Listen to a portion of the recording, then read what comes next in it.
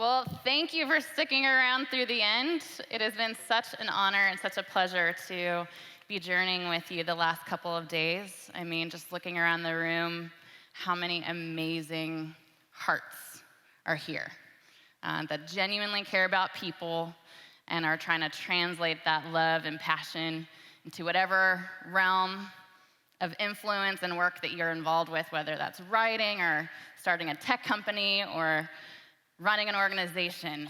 I just really admire every single one of you in this room, and I just thank you for allowing me to share a little bit with you. I've been involved with social justice most of my life. Even from a little kid, I was involved with oppressed populations. I've traveled to over 40 countries in the world. I've learned a lot of lessons along the way. I've done a lot of things wrong. So I just wanted to share a few aha moments with you.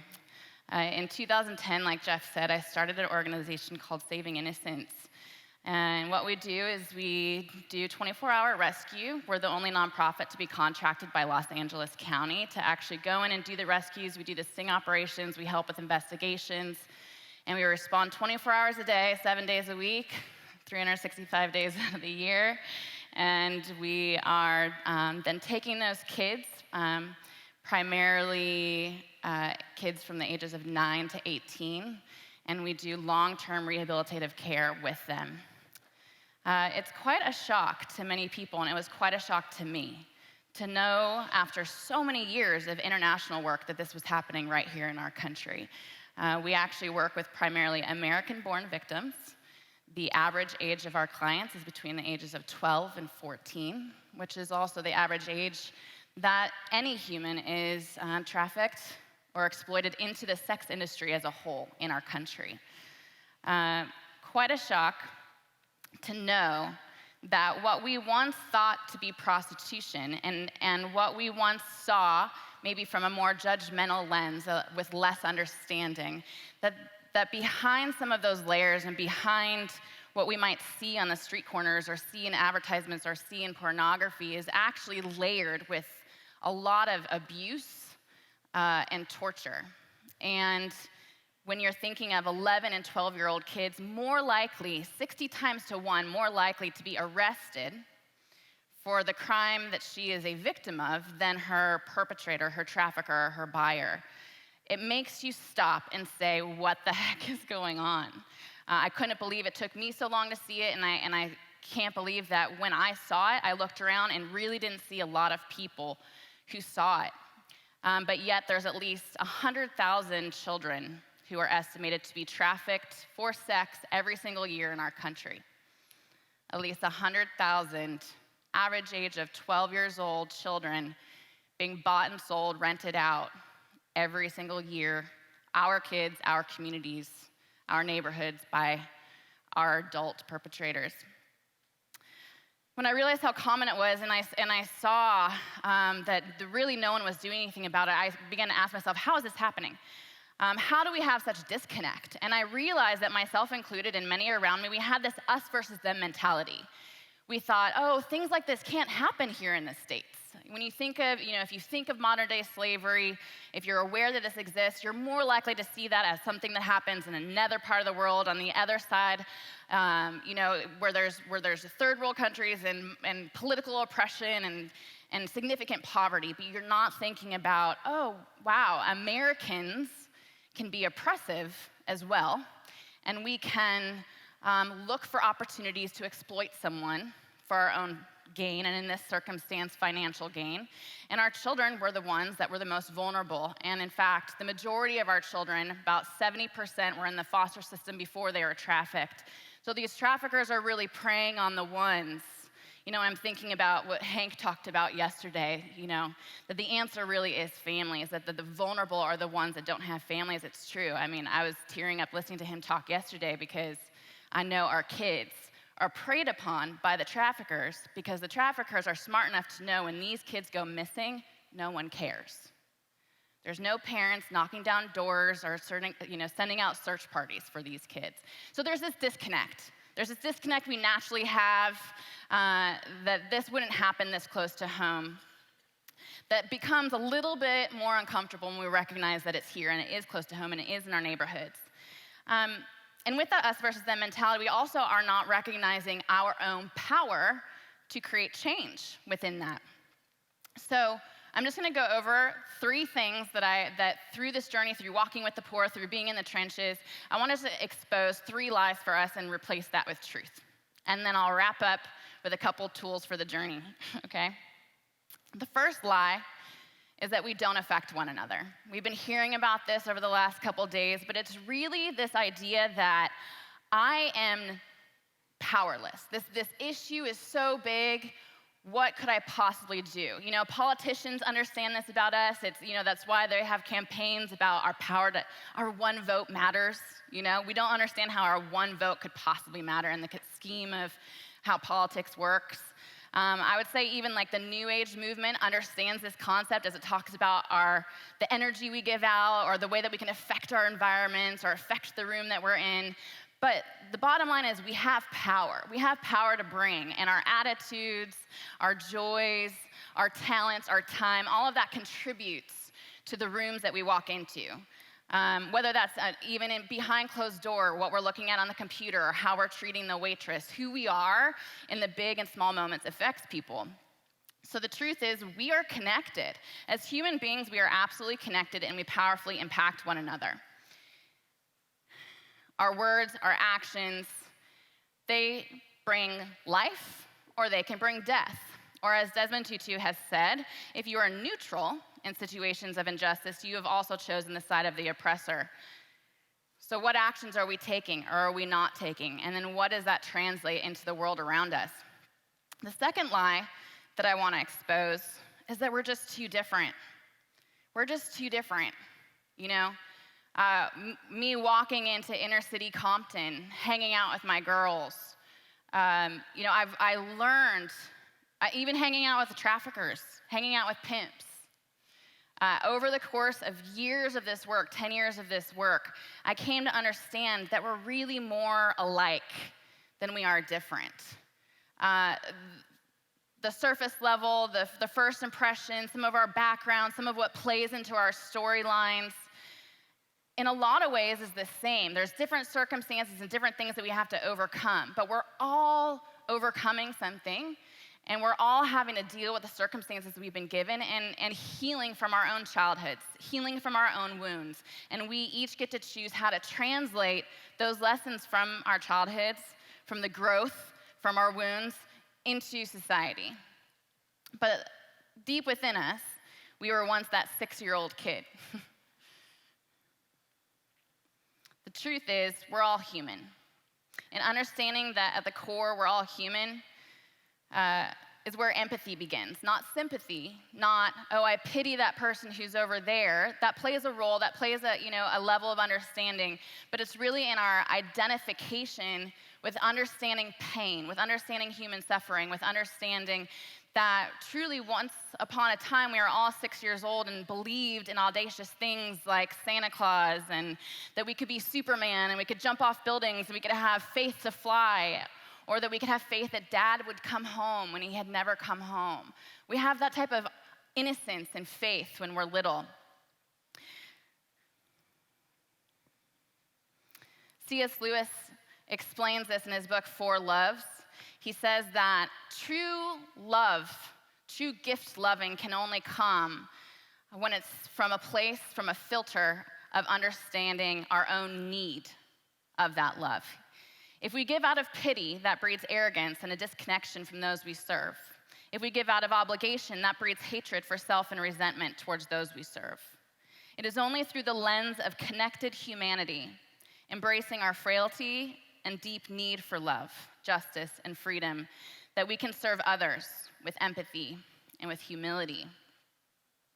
Believing in connection is important. Fighting for the connection over the disconnection. When we are approaching something with a fear-based mentality, what do? We put on a defense.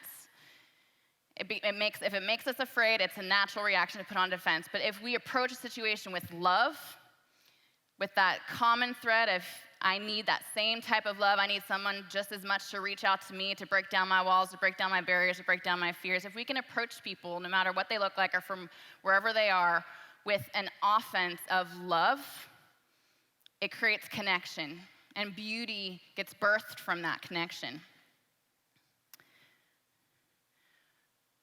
Kayla was one of my first clients. When I met Kayla, she was 16 years old, and she had walls so high and sass so extreme that it was like there was nothing that could get through to her. She was one of 60 girls I was working with at the time. Kayla had been trafficked since she was 11 years old. So by the time I met Kayla at 16, she had already been trafficked, exploited, abused, tortured. Her normal as a preteen and a teen, her entire adolescent years of developing her brain had been as a victim of sex trafficking across the United States. So her walls were high, and they were high for good reason. And she was not about to trust me. She was not about to listen to me. She didn't even need help. She had no interest in help. She was just like a whole lot of sass, and there was no reason for me to visit her ever. Because all she wanted to do, at the time, she believed that she was in love with her trafficker, and that's who she was. That's who God made her to be, was to be exploited in this way, and there was no other way out for her. So, as a good social worker does, I began to bribe her to hang out with me. And she would only hang out with me if I brought her a very specific Subway sandwich with salami and pepperoni and spinach. If it came with shredded lettuce, forget about it. She wasn't going to talk to you. It had to be spinach and mustard with a side of hot Cheetos, of course, duh, and a Sprite.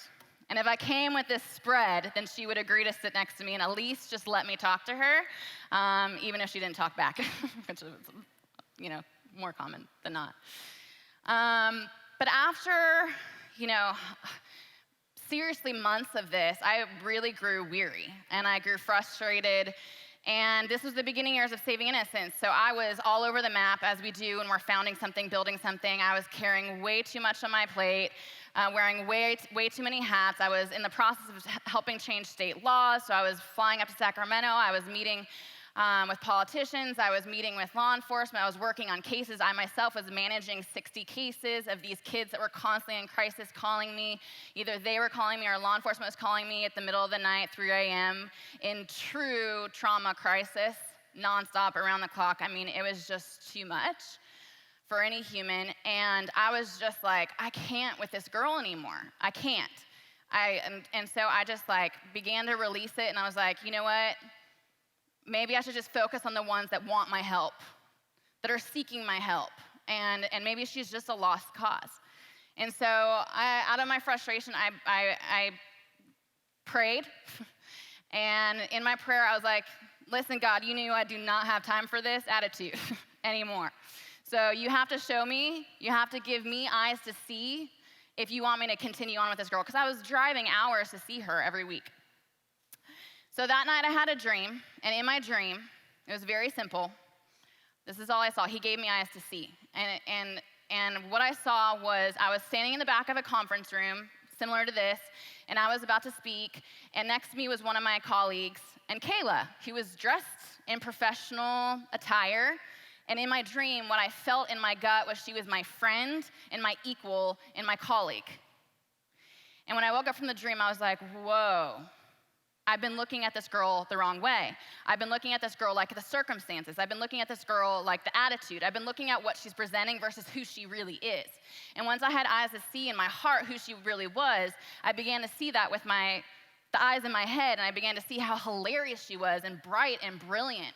And I began treating her like her real, true self. And I told her the dream, and I began to treat her that way. And then shockingly enough, she began to act that way. She began to believe for herself what I could see in her, what I began to speak over her, the life that I began to speak over her. She began to have enough courage to dare to think of herself in that way. And over the next few months, she began to let me in.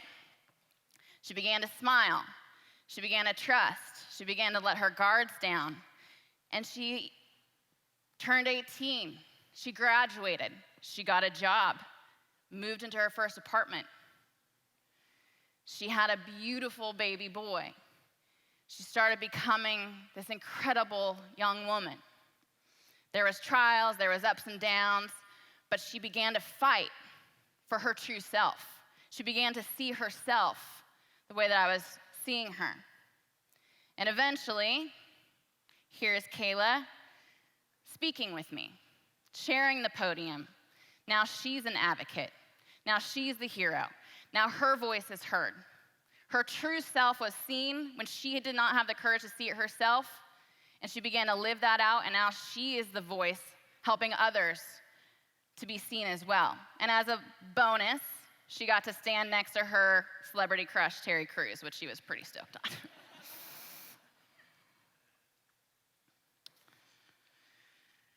So, Kayla taught me about relationship. She taught me about love. She taught me that mercy works. She taught me to have imagination for people and for the world. So the next lie, the final lie that I want to expose is that impact is numerical. I know that we have the pressure as we run businesses, as we build things. You know, we have to prove that we're important so that people give us money or that people buy into our thing, and it's like a cycle. I mean, I get it. That's how business works. But for those of us that go into this work with the heart, the purpose, the motive being love, being impacting people by love, for love, we can't forget that impact isn't numerical, but it actually is relational. We never know who we invest in, what will happen. But, you know, with Kayla was by far my least likely success story. She was so tough, but inside she was brilliant, and she was just waiting to be seen, finally seen, and to come out and be who she was. We have to have eyes for people, no matter what we're doing, no matter if it's a Kayla, no matter if it's an intern, no matter if it's a random person on the elevator. You never know what conversations are going to come out of that. You never know when someone is just starving in that moment for a word of love or a smile. We all have these stories in play in our lives. So let's be people that dare to see people as we pass the street, to see the unlikely, to not overlook those who are typically overlooked, like the homeless, the ones who really suffer with loneliness. Mother Teresa talks about how the worst disease she's ever seen in the world is loneliness. We have the power to bring the cure by simply being ourselves, being present, and loving, just continually choosing to love. So I'm going to leave you with a couple of tools, tools for the journey that I've learned the hard way. The first one is to know your season. As we're trying to journey this messy thing out called love with messy people, as messy people ourselves, we have to know our season. And obviously, I'm naturally, you know, what we've talked about, I'm a runner by nature. So running the race is fun. I was a sprinter in high school. You know, that's the pace I'm comfortable with. I'm comfortable with sprinting. I'm a visionary. Like go, go, go, go, go. It's easy, you know. And if you've ever run track or if you've ever run a race, you know that when you're running a race, you're in that zone. When you're in that zone, all you can see is the finish line, especially if it's a sprint, because it's a short race. You have to be so in tune and focused on what your goal is that you literally have to tune everything out. You have to hear the pull of the trigger before the gun shoots. You have to sense that that's coming, and everyone in the other lanes has to become invisible because you're running. You have to stay focused, but we can't live that way all the time. We have to know also when to pause, when there's a hurdle, when to rest.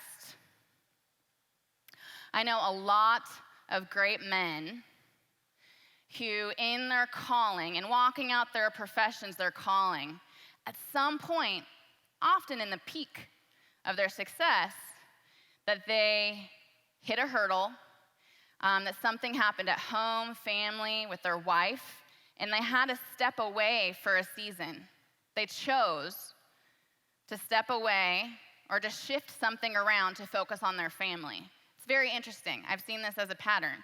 And I've also noticed that when they do that, when they keep what's most important, without fail, whether that's months or years down the road, they are exalted tenfold, and they have been prepared by choosing the right thing, by choosing love, by choosing to not overlook a family, to not overlook yourself, to not overlook your health, for loving the closest ones around you. They've had to choose hard things, and then it pays off. It's like the rest itself becomes actually the most productive season, even though it doesn't seem like that walking in. So know when to run and when to rest. The second and final thing is to keep yourself seen, to cultivate community. I have a handful of people in my life that know they can say anything in the world to me because I know that they come with a motive of love and they can call me out on stuff. And I think that that's really, it takes the weight off of us to have to see ourselves all the time, to know when we're messing up, to know when we're weak in an area, when we're missing something. Why live? There's just too much pressure to live almost in performance if you have to see yourself that clearly all the time. So we need people around us that are close enough to see the stuff so we don't have to worry about it. And we know people around us to love us through that and to see something on the other side even when we can't. I also have spiritual parents in my life that act like a mom and dad and tell me what's up on the regular. I also have mentors that are professional mentors. John Richmond, who is the Department of Justice head for human trafficking, is one of my professional mentors. Gary Haugen, who is the founder of International Justice Mission. I've gone to both of those guys over the years with constant questions. How do I, who are your first 5 hires? How do I deal with this situation? How do I deal with this employee? When do I expand, et cetera, et cetera? The smartest thing that I've done as a business person in the last few years is to surround myself with people who are much smarter than me. I've kept people around me constantly who are much smarter than me, and that has proven to be needed again and again and again. The last point under keeping yourself seen is redesigning failure. The greater the risks that we take, the greater the falls, and more consistent probably. So we need to be able to look at those circumstances and those moments when we make the mistakes and when we hit a rock bottom in something, to look at that and say, okay, that's not working, that didn't work, so now how do I think creatively about that?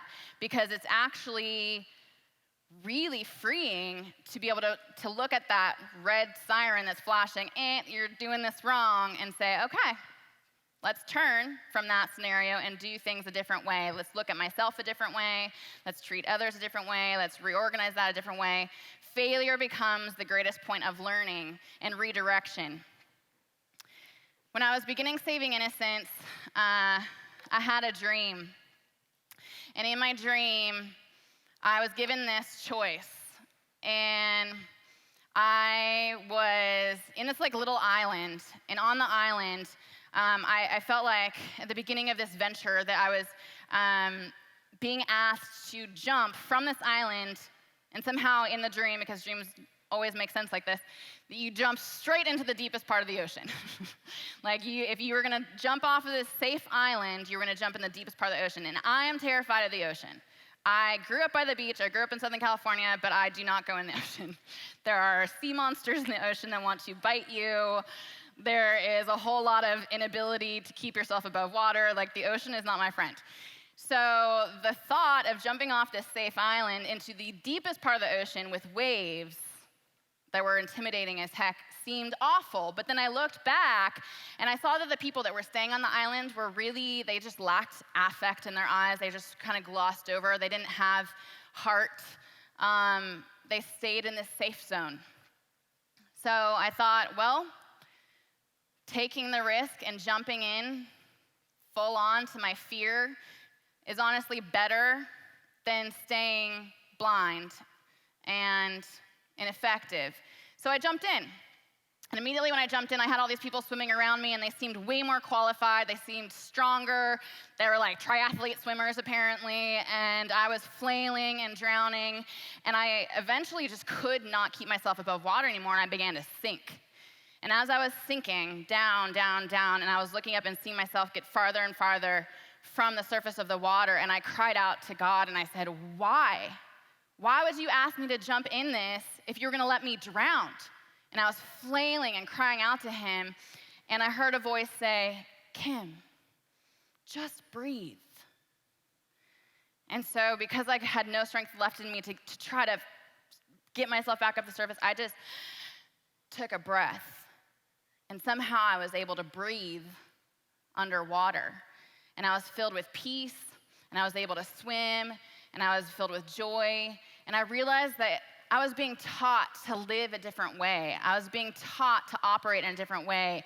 And sometimes it's in our failures, or sometimes it's in our rock bottoms, or when there's seemingly no direction or hope left, that we find a piece of courage within ourselves that we didn't know was there. And we find a character about ourselves that couldn't have been released any other time but then, but now, in the midst of the brokenness. And I breathed, and I began to, rejoice underwater, and I was like, mermaid, this is awesome. And I was swimming, and I made it all the way to shore, and I was like, rad, I just learned how to swim underwater. This is great. And then I felt this voice say, okay, now look back. And I saw, still out in the ocean, people were really struggling and flailing. And he said, okay, now you can swim back and teach them how to breathe underwater too. It's amazing how in our brokenness, in our suffering, in the least likely things in our lives, that actually becomes the tools to set others free. It becomes a gift that we can give someone else to have courage. So as we keep going and fighting the good fight, I just hope that we remember that love is not only the means to the goal, but the goal itself. May we be audacious enough to have imagination for something better for ourselves, for our families, for our communities. And may our ability to see with the eyes of our heart become infectious. And may we be a people that are known by our love. Thank you.